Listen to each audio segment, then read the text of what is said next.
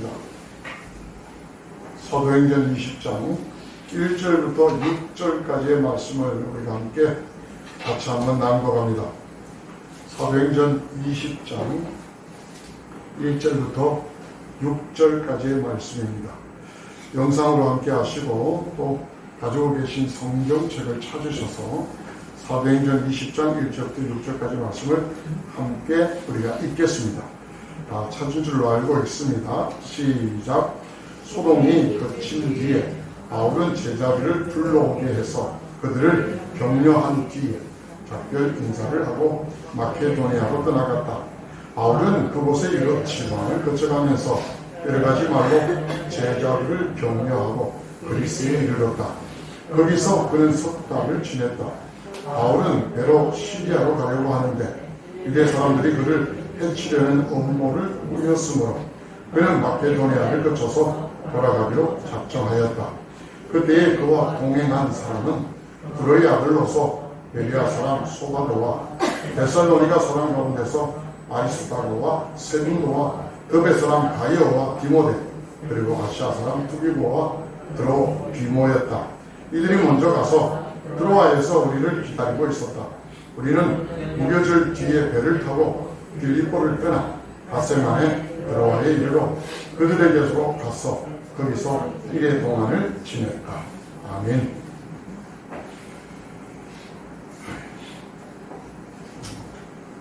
찬양대 특성이 막 울려 퍼져야 되는데 그러지 못해서 좀 죄송스럽습니다. 저는 제가 막 특송하고 싶습니다. 한 주간 잘 지내셨습니까? 예, 반갑습니다.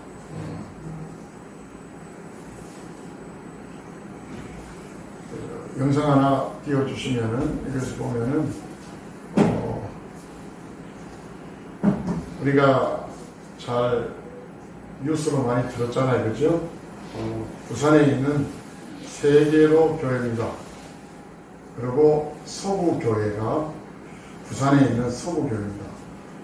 드디어 시설 폐쇄 안내문이 붙여졌고 지난 12일부터 1월 12일부터 별도 명령이 있을 시까지 무기한으로 교회 시설이 폐쇄되었습니다. 세계로 교회가 지난 해에 바뀌면서 대면 예배를 드리겠다 그렇게 선언하고 1월 7일 날 17개 광역시도와 또 220여 개의 군읍 단위의 기독교 연합회에서 모여서 한 100여 명이 모여서 지시 성명을 발표했습니다. 그리고 세계로 교회는 계속해서 대면 예배를 고집했고 소속되어 있는 지자체 강서구청에서 여러 번 고발을 했습니다. 처음에는 집합 금지 명령을 내렸습니다. 그러다가 또 말을 안 듣자 시설 운영을 중단을 시켰습니다. 10일 정도 시설 운영을 중단을 시켰는데 또 주일날 한 1000여 명이 벌써 예배를 드리자 드디어 그들은 시설 폐쇄를 감행했습니다. 그리고 부산에 지금 두 곳이죠. 강서구청에 소속되어 있는 세계로 교회와 부산 서구청에 소속되어 있는 서구교회입니다. 두 교회가 지금 폐쇄됐는데요. 폐쇄 공고가 붙자 세계로 교회와 부산 서구교회는 폐쇄 집행에 대하여 집행 금지 가처분 신청을 했습니다. 물론 본안 소송이 되어졌고요. 이 행정명령이 부당하다 그래서 소송을 진행했고 또 그때까지만 시설 폐쇄를 중지해달라 가처분 신청을 냈습니다. 그 결과가 지난 이틀 전이죠. 15일 날 지난 금요일 부산지방법원 행정 1부에서 드디어 판결이 떨어졌습니다. 그 판결이 결과는 기각이었습니다. 교회 측에서는 이렇게 주장했습니다. 시설 폐쇄 명령은 헌법에 보장된 종교의 자유에 어긋나는 조치이다. 그리고 종교의 자유에서 예배는 생명이고 또 교회의 목적은 예배다.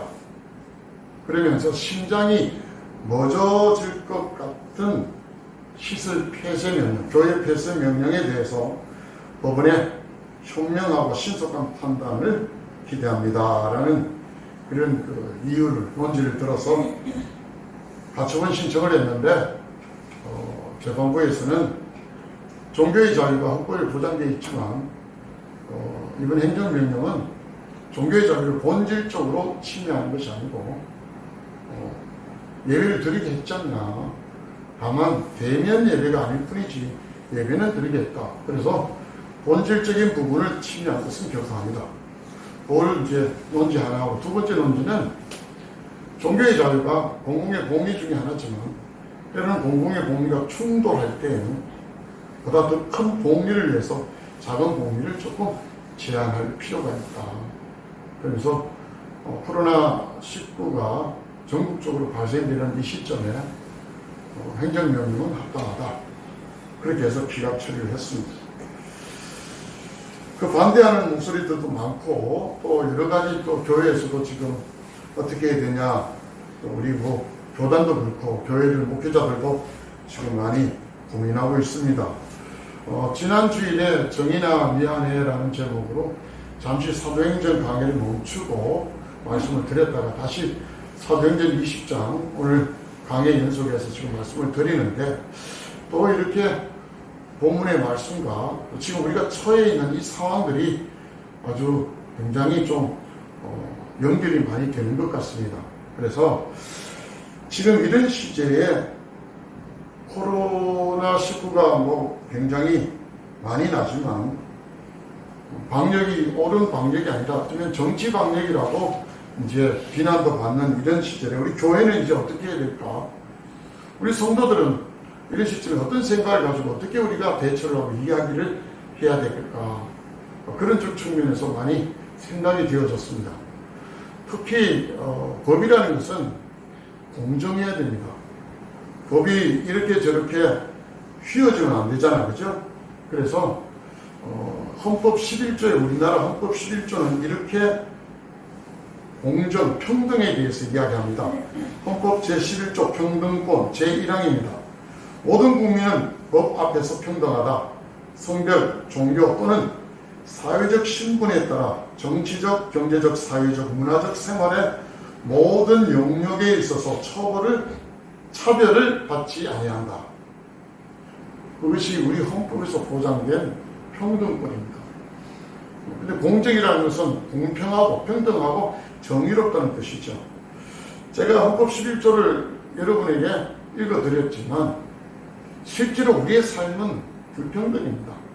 이렇게 되어져요. 헌법 11조는 법의 어떤 이상적인 가치관을 기록하고 천명한 것에 불과하지 실제 우리가 살아가는 삶 속에서 이런 평등이 결코 나오지 않습니다. 어떤 죄수가 탈출하면서 체포되면서 그런 이야기 했다잖아요. 유전무죄, 무전유죄라는 말의 뜻이, 돈이 많고 권력이 있고 힘이 있는 사람들은 법 앞에서 아주 편하게 지냅니다. 그러나 힘도 없고 가난하고 사회적 신분이 약한 사람은 조그마한 범죄를 해도 엄청난 징벌을 받습니다. 그런 걸 보면은 결코 평등권이라는 것이 그냥 교과서적으로 이론적이지 실제 우리의 삶 속에서는 이루어지지 않습니까? 저부터도 그렇고 여러분도 그렇지 않나요? 우리가 어릴 때부터 이런 사회에서 살아왔습니다. 모든 사회 자체가 말은 평등하다, 공평하다, 공정하다 하지만 실제 흐르는 건 전혀 그렇게 흐르지 않습니다.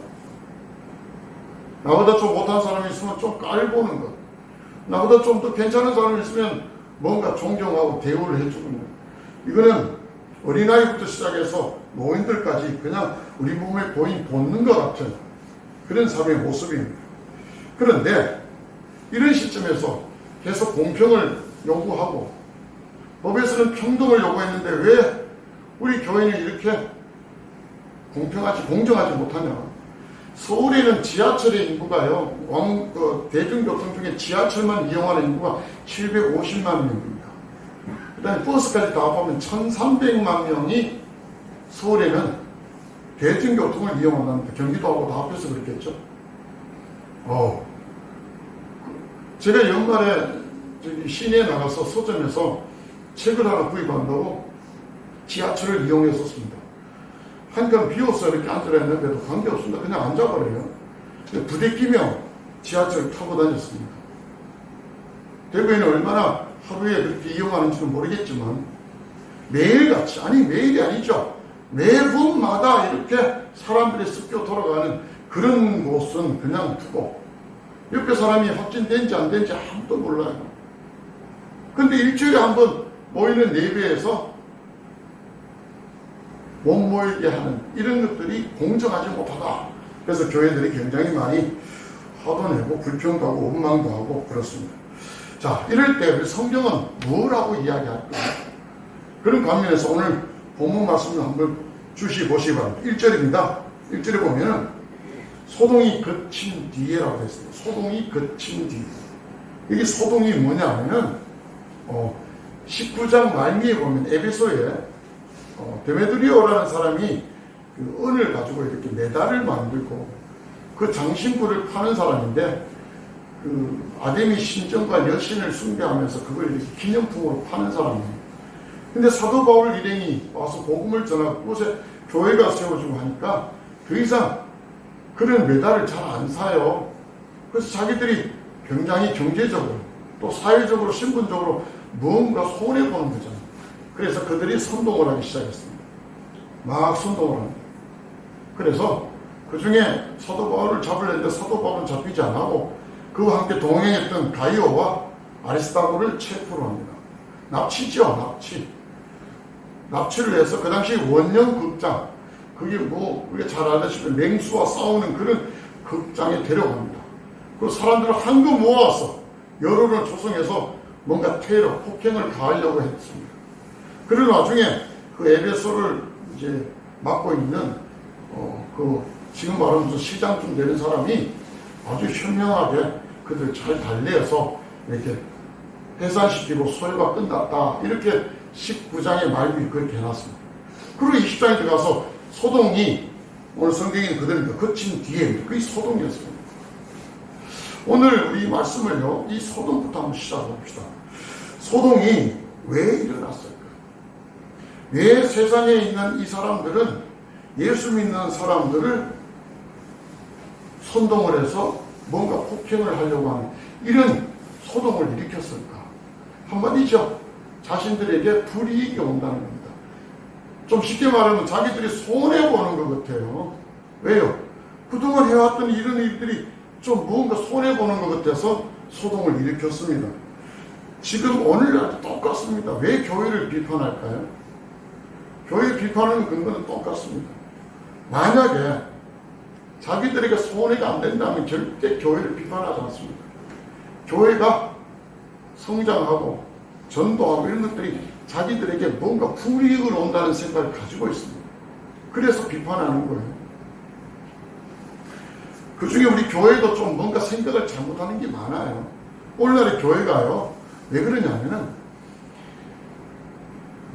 예배는 생명이다 뭐 이렇게 이야기했는데 제가 지난주에 그거에 대해서 많이 이야기했죠. 교회가 추구해야 되는 건 생명입니다.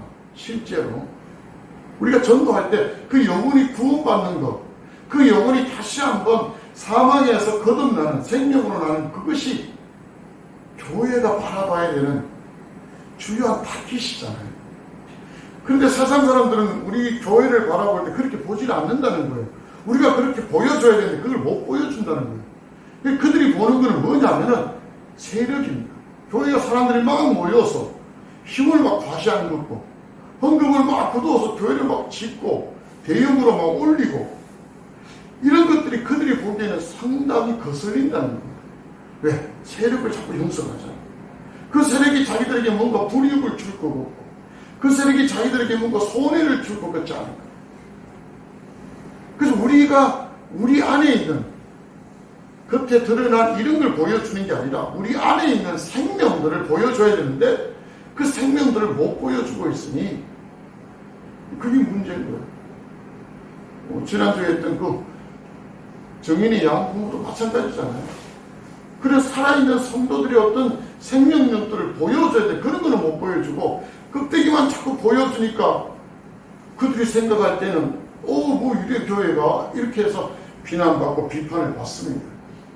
제가 이런 생각을 해봤어요. 어떤 유명한 서전 외과 의사가 아주 명의예요.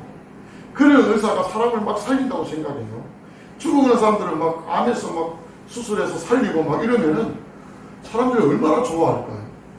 환자들이 얼마나 많이 몰려와요. 그래서 병원에 수용을 못하니까 병원을 확장하고 병원을 또 높이 세우고 그 의사를 욕하는 사람이 있을까요? 없어요. 왜? 생명이 나오잖아요. 그 사람에게 살았던 생명들이 있으니까요. 그런데 그 의사보다도 우리 영혼을 구하는 교회에서 생명이 나오고 그 생명들을 사람들이 볼 수 있어야 되는데 생명은 못 봐요.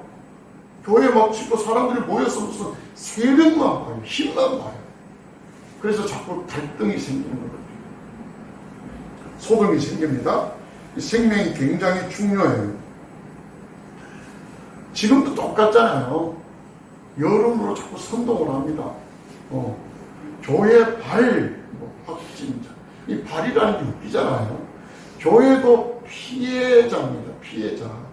누군가 감염이 돼서 교회에 들어와서 교회에서 또 감염이 되고 이런 거지, 교회가 그 바이러스를 발생시키는 데는 아니다고요. 그래서 교회의 발이라는 표현을 되게 많이 씁니다. 마치 지금도 교회에서 뭔가 바이러스를 막 만들어내는 것 같아요. 그 용어도 좀 정리했으면 좋겠는데 전혀 정리하지 않습니다. 그리고 여러분 보십시오. 여러분 보시면 지금 그 코로나 바이러스가 580명, 16일 0시에 580명 정도 됐는데요. 그 580명 정도 된 그 수치만 보지 마시고 여러분이 인터넷 들어가시면 대기 진단 검사 중인 사람이 몇 명인가 보셔야 돼요.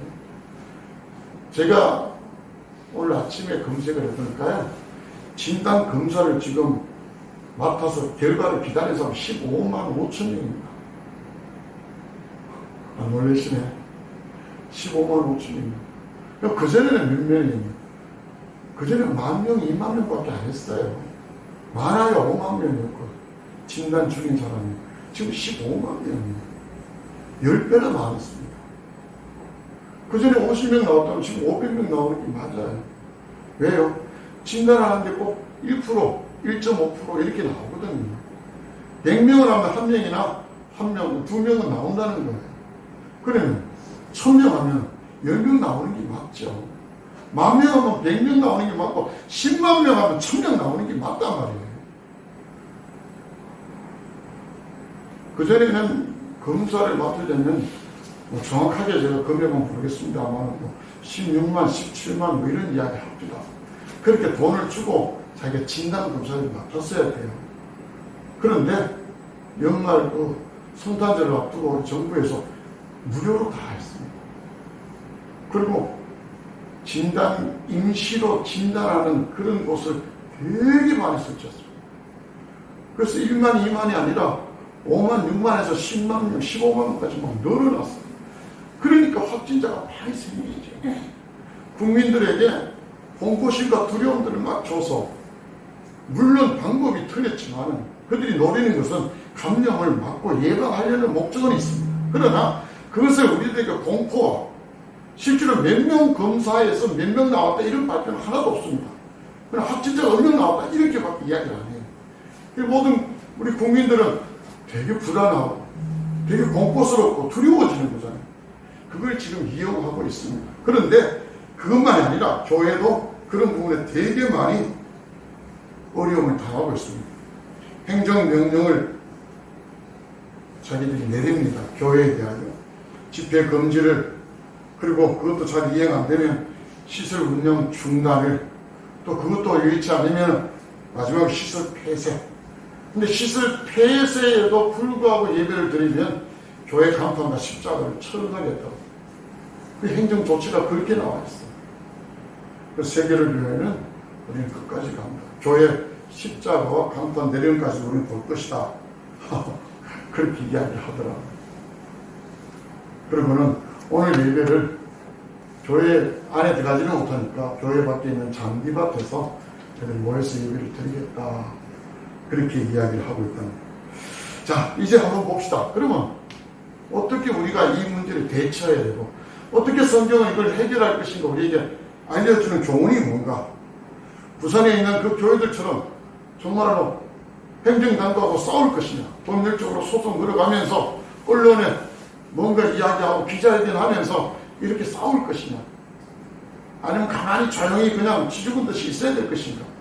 이런 여러 가지 문제가 있잖아요. 성경은 뭐라고 말합니까? 오늘 성경에 보면 1절에 소동이 거친 뒤에 사도 바울이 에베소에서 제자들을 다 불러 모읍니다. 그리고 그들에게 한 게 제일 먼저 격려라는 단어. 격려.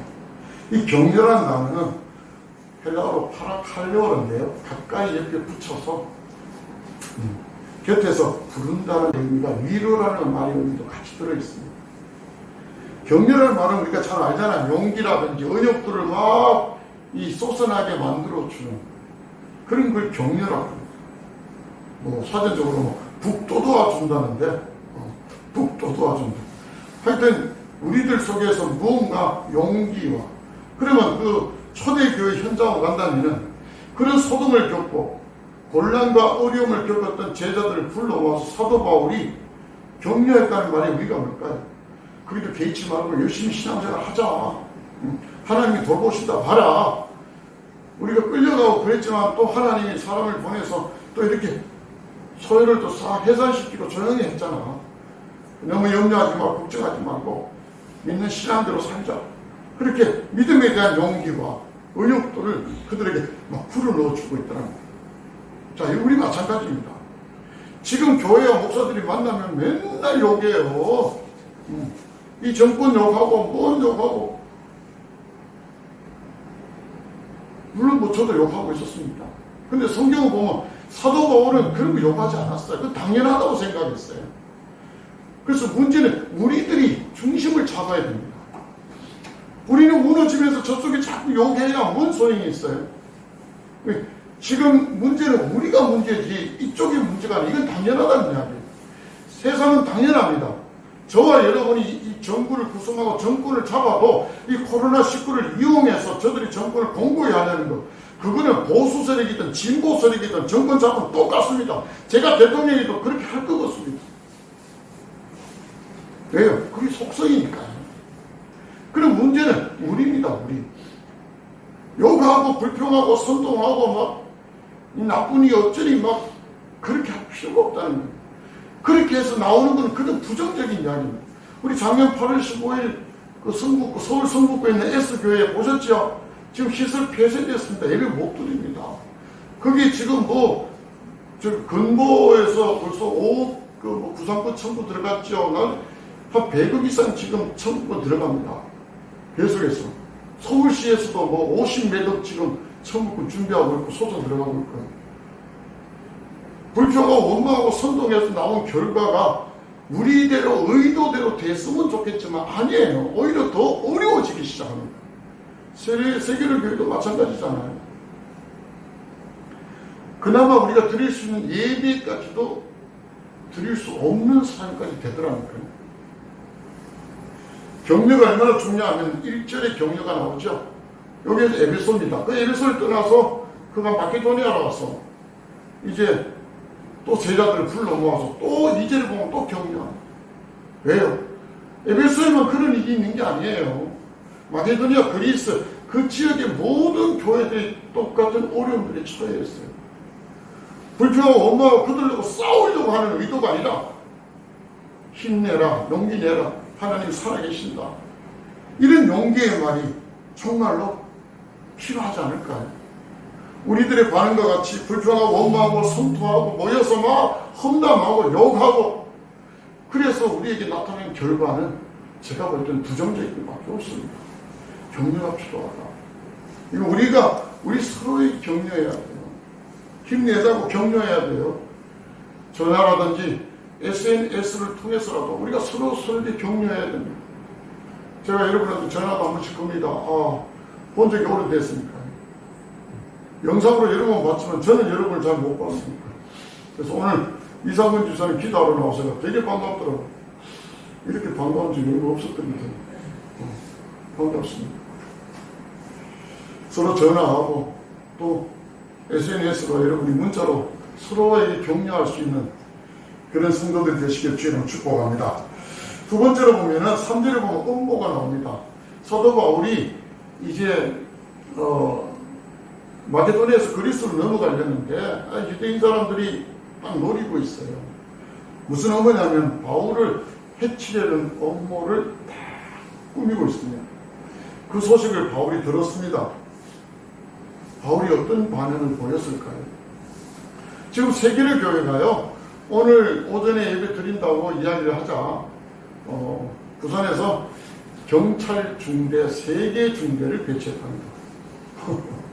제가 세계 중대가 대충 몇 명 중대나 하니까 요즘은 좀 중대가 좀 작네요. 우리 때는 좀 많았는데 한 중대가 한 60명 정도 된답니다. 그래서 세계 중대는 180명쯤 된다.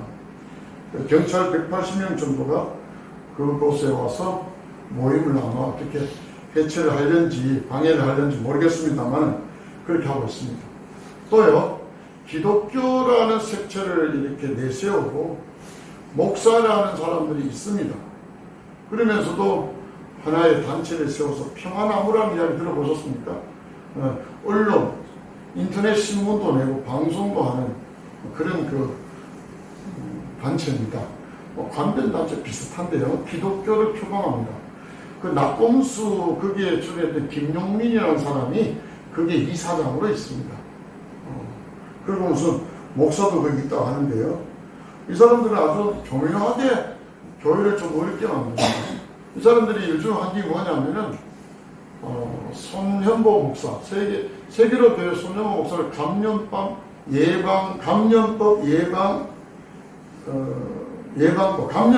위반으로 고발했습니다. 알아서 행정관청에서 고발 다 했는데도 지네들 따로 고발합니다. 그 전에는 또 저 서울의 S교회의 전모 목사님 또 고발하고 뭐 이런 일들을 계속해요. 저는 보니까 아주 굉장히 진보적인 색채가 굉장히 많습니다만은 1월 7일 날 세계로 교회 앞에서 100여 명이 지지 선언을 했는데 그 100명의 사람들을 다 찾아서 개인적으로 고발 다 하겠답니다. 누가요? 평화나무였어요. 이 정도면 좀 과반이죠. 공포를 심어주고 두려움을 심어줘서 무언가 자기들이 그런 음모를 지금 꾸미고 있습니다. 자, 이럴 때 우리가 어떻게 해야 돼요? 한번 싸워봐요. 저도 싸우는 기질이 많아가지고 좀 싸우고 싶은데 바울은 그렇지 않습니다. 오늘 성경에 보십시오. 3절에 보니까 바울은 돌아가기로 작정하였다. 싸우지 않습니다. 피합니다. 그들과 더자비하지 않습니다. 저는 이 말씀을 통해서 왜 싸우지 않았을까? 바울이 믿음이 없어서 피했을까요? 그렇지 않습니다. 저는 이걸 통해서 본질과 비본질이 생각이 났어요. 본질과 비본질이에요. 이들과 다투면서 성경은 다투어서 이들과 전쟁하고 싸우고 다투는지 성경의 본질이 아니잖아요. 생명을 구원하고 말씀을 전파하는 게 그들의 본질인데 다투는 것으로 절대 말씀이 전파되지 않습니다. 그래서 사도 바울은 피한 거 같아요. 교회가요, 예배가 생명이다. 뭐 그렇게 이야기할 수 있지, 얼마든지. 그런데 그 예배를 위해서 싸우고 다투고 폐쇄가 되고 또 법정 소송을 하고 그런 과정 속에서 잃어버리는 것들이 우리에게 너무 많다는 거예요. 실제로. 예배 드릴 수 있는 것까지도 그 기회마저도 빼앗기지 않을 거예요. 그래서 오늘 바울이 방금같이 돌아가기로 작정했다. 좀 늦으면 어때요? 좀 적으면 어때요? 좀 저들이 우리를 이용하고 교회를 핍박하면 어때요? 성경에서 보면 교회는 늘 그렇게 당합니다. 예수님이 힘이 없어서 십자가에서 당하신 거 아니잖아요. 교회가 힘이 없고 세력이 없고 권세가 없어서 당합니까? 아닙니다.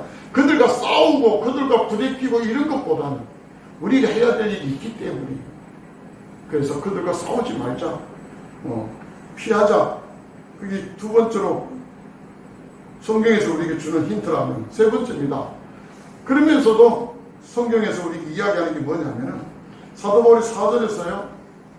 자기들하고 동행이 있었습니다. 동행한 사람이 있었어요. 바울은. 거기 7명의 이름을 정확하게 기록합니다. 그리고 바울을 지금 노리고 있기 때문에 바울은 돌아가고 나머지 7명을 먼저 가게 만들었어요. 그 나중에 가서 바울을 기다리게 했고 그 나중에 만났습니다. 이런 걸 통해서 바라볼 때 이 바울의 동행자 7명 함께 한다는 것. 이 어려운 시기에 힘든 시기에 바울이 이렇게 함께하는 사람 7명이 있었다. 7명이 보통 7명이 아니에요. 여기 디모데도 있잖아요. 우리 말하는 교회의 한 목사님 같은 사람들이에요. 이런 7명의 강력한 동력자들이 함께 있었습니다.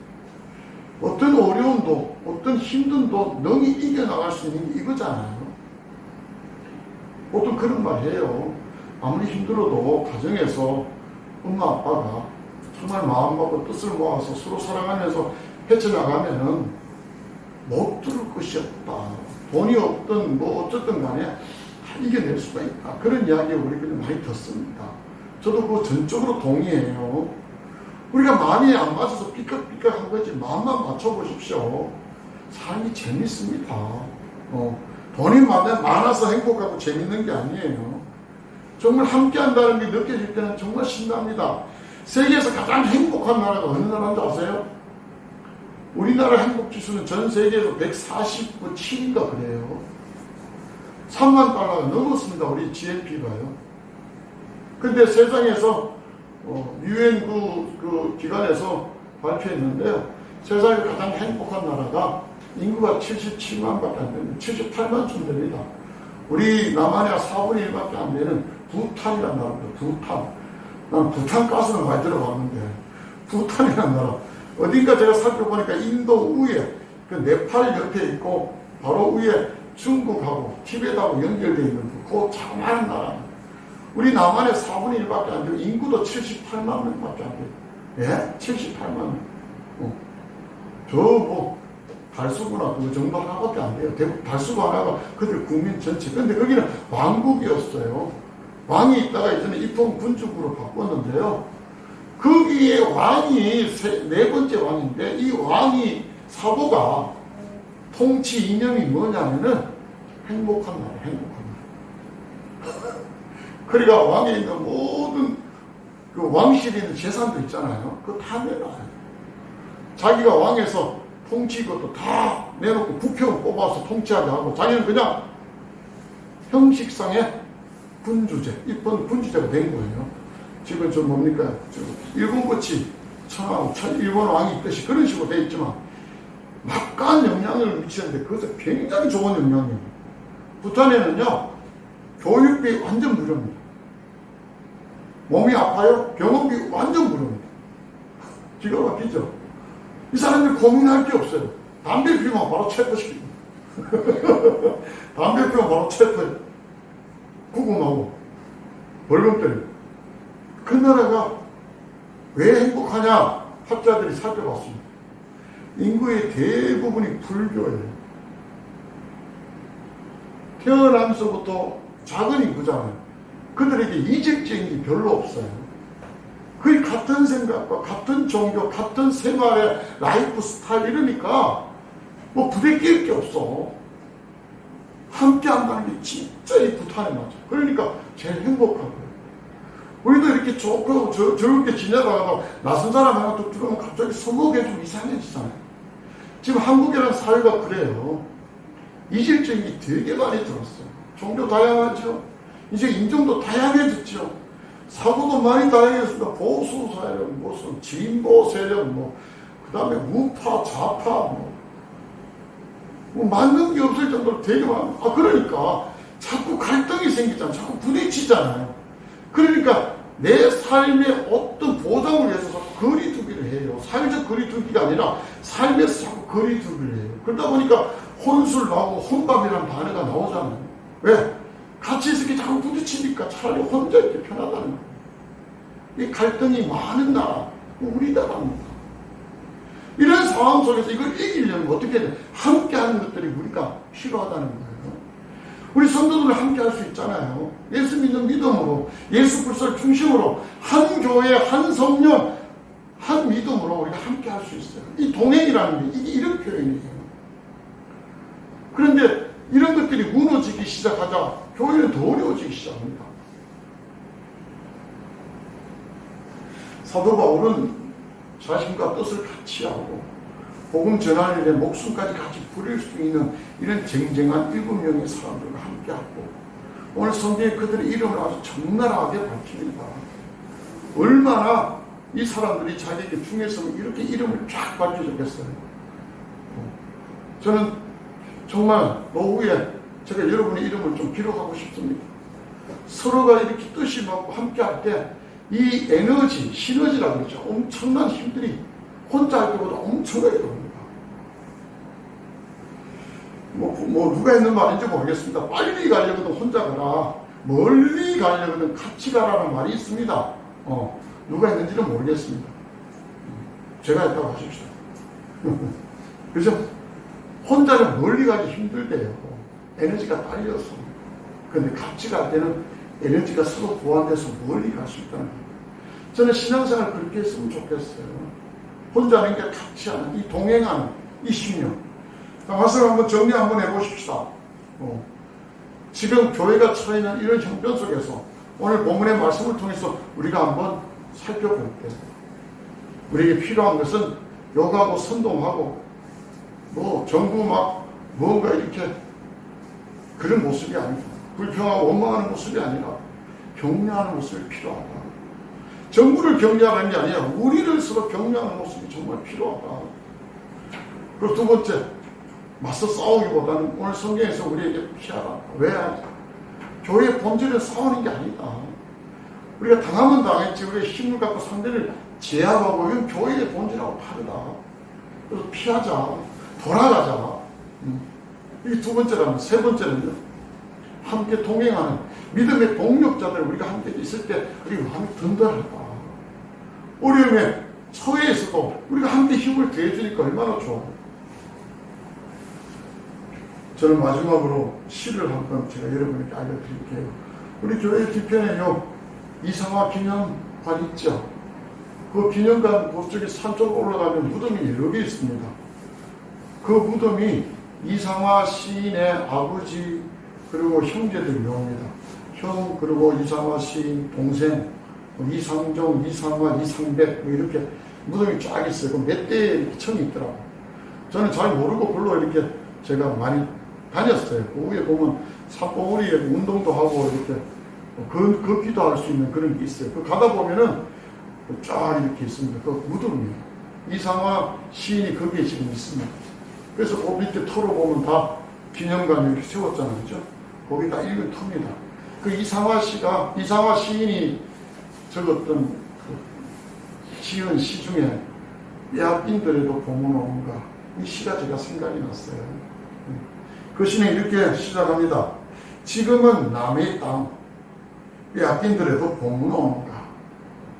땅은 빼앗겼어요. 남의 땅이 됐어요. 그런데 사는 건 지금 우리가 사는데 이 땅에도 봄은 오는가. 그러면서 쭉 이야기합니다. 온몸에 햇살을 받고 봄에 대한 이야기를 계속 풀어내고 있어요. 푸른 하늘, 들이맞닿은 곳에 꿈길같이 걸어가고 하늘을 하여튼 바람은 내 귀에 속삭이고 종다리도 울고 하여튼 봄에 대한 여러 가지 묘사들이 굉장히 많습니다. 그러면서 제일 마지막에 뭐라고 이야기하는지 압니까? 그 전단에 이렇게 말합니다. 나는 온몸에 풋내를 띠고 푸른 웃음, 푸른 서름이 어루어진 사이로 다리를 저며 하루를 건넌다. 아마도 봄 신령이 지폈나 보다. 그리고 마지막 구절이 이렇게 마칩니다. 그러나 지금은 덜을 빼앗겨 봄조차 빼앗기겠네. 이 마지막의 뉘앙스가 제 가슴을 굉장히 찌하게 만들었습니다. 말씀을 준비하면서 이 시가 생각이 났고 이 시의 결론은 뭐예요?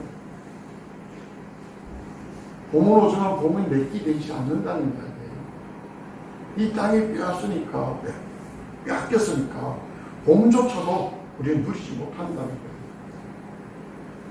오늘 이 결론적인 말씀을 저와 여러분 꼭 기억하시고 흥분하고 날뛰고 선동하고 욕하고 그거 대신에 서로가 서로를 격려하고 믿음으로 함께 살아가자고 서로에게 안부도 묻고 하면서 우리 안에 막 싸우는 그런 기세가 아니라 피하는 기세, 인내하고 참고 돌아가는 그런 모습, 또 우리가 서로 동행하는 이런 신앙의 모습을 함께 한다면 반드시 우리 교회가 하나님 앞에 아름답게 붙들려서 크게 쓰임받는 날이 올 것이라고 믿습니다.